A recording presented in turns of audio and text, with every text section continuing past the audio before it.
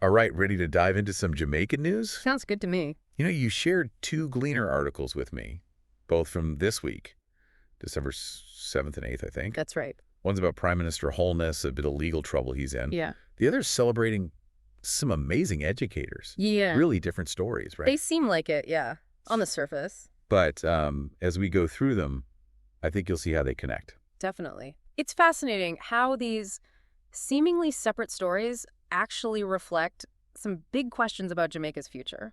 So let's start with the Prime Minister. Mm. This Gleaner article really dives into his whole battle with the Integrity Commission. The AIC. Yep, the IC. Yeah. It gets into all these concerns they have Mm. over his financial declarations Yeah. for 2022 and 2023. Mm-hmm. Then there are these discrepancies they found in his 2021 income filings. Right. And there are questions about some pretty big transactions, like Yeah. over $470 million involving connected companies, whether those were all on the up and up, And the IC even referred the whole thing to the Financial Investigations Division, the FID. Mm-hmm. So, I mean, that's pretty serious, right? What does that tell us about what they're thinking? Well, referring a case to the FID usually means the IC thinks there's enough for a full-blown investigation into potential financial crimes. So they're messing around. Not really, no. This definitely raises the stakes. And Holness is fighting back, isn't he? He's filed for a judicial review. Yeah. What's the legal strategy there, and what could it mean for the IC if he wins? Well, a judicial review, it doesn't retry the case itself. Uh-huh. It looks more at how the IC did its investigation. Was it legal? Were the procedures correct? Oh, So Holness is probably arguing something like there were procedural errors or, maybe the IC was biased against him, overstepped their boundaries, something like that. Actually, there's a precedent for this. The Daryl Vos case back in 2010. The court actually ruled that the IC acted unfairly then. So if the court sides with Holness this time, it could really make the IC think twice before going after other powerful people in the future. That Vaz case is interesting. Are the arguments Holness is making similar at all?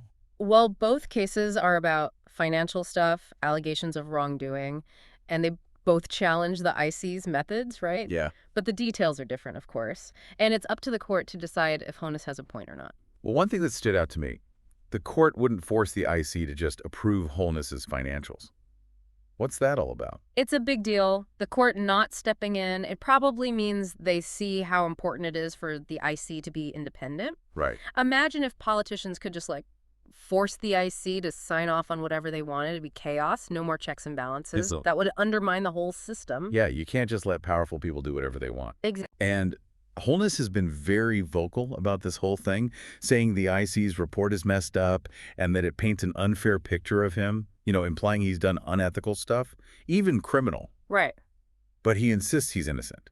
So how should we be looking at all this while the legal process plays out? Well, it's really important to remember innocent until proven guilty. That applies to everyone, including Holness. Yeah, of course. But at the same time, him saying all this publicly, it could look like he's trying to sway public opinion. Oh, interesting. It's smart, right? But we, the public, we need to think critically. Look at both sides, not jump to conclusions before we know all the facts. Right. Don't get ahead of ourselves. Exactly. And this could really affect how people see the government as a whole, couldn't it? Definitely. This whole controversy, it could erode public trust, especially if it seems like there's no transparency or people in power are above the law. Yeah, that's a good point. So, okay, we've got this legal battle going on, serious questions about financial dealings. All this could impact public trust. It's a lot to process, and we'll have to see what happens next. But, amidst all this political drama, there's another story happening in Jamaica, a more hopeful one. Yeah, it's like a breath of fresh air, right? This other article you sent, it's all about the Lasco Ministry of Education Awards, Teacher and Principal of the Year. Yeah, those are always nice to see. It's just inspiring to see those educators get recognized, It really is. Awards like this, they're not just about, getting a trophy, It's about highlighting how important teachers are to Jamaica's future. So who are these amazing people? Well, we've got Fill us in. Casmina Bryan from Manchester High. She's Teacher of the Year. Wow. Then there's Tracy Ann Hall. She teaches auto mechanics at Jonathan Grant High. She won the TVET Teacher of the Year. And then Principal of the Year. That's Sheldon Thomas, headmaster of Ferncourt High in St. Anne. He actually also won the popular vote, so clearly he's doing something right. Well loved. Yeah, absolutely. And what strikes me? What's that? It's how different all these winners are. They're from different parts of the education system, different backgrounds, different subjects, but they're all united by this like dedication to being the best they can be. It says a lot about the talent we have in Jamaica schools. Tracy Ann Hall's story, it really stood out to me. She discovered auto mechanics back when she was a student herself at St. Catherine High. And now she's a successful teacher in the same field. And get this, she overcame dyslexia to get there. Oh, wow. Talk about perseverance. I mean, that really shows you what TVET education can do, doesn't it? It absolutely does. Tracy Ann's journey, it shows how TVET can give students power, especially those who might not do so well in the typical classroom setup. It gives them practical skills that lead to real jobs. Right. Skills they can actually use. Exactly. And it helps us tackle this huge problem we have, youth unemployment. It's true. We need to give young people the skills they need to succeed in today's world Yeah. if we want our economy to grow. Yeah. But how's Jamaica's TVET system doing overall? I mean, are you doing enough to link it to the industries that need those skills, Yeah. like tourism or tech? That's the million-dollar question, isn't it? It is? I mean, there's been progress for sure. We've got Hearts of Trust and some great specialized schools, but we can always do better, right? Of course. Like strengthening partnerships with businesses, making sure the curriculum is up to date, and figuring out the funding challenges. That's how TVET can really take off. And speaking of taking off, we got to talk about Principal Sheldon Thomas. Oh, yeah. Ferncourt High had this incredible turnaround under his leadership. Went from satisfactory to good in the National Education Inspector rating in just 1 year. That's amazing. And math performance jumped up 34%. Yeah. This makes you think about the impact a good leader can have. It really does what Sheldon Thomas did. It shows how a dedicated leader can change a school for the better. It's about setting high standards, creating a supportive environment, letting teachers do their best work.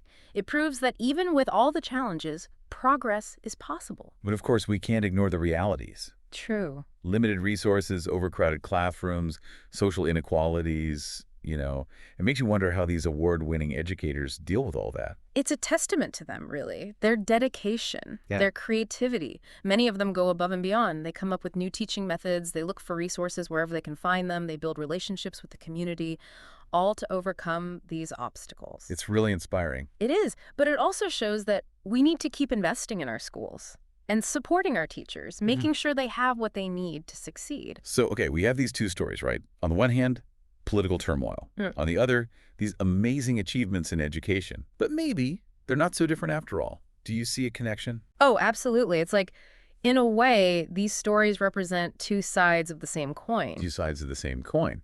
Because a strong education system, it's vital for a healthy democracy. Two sides of the same coin? How so? Well, just think about it.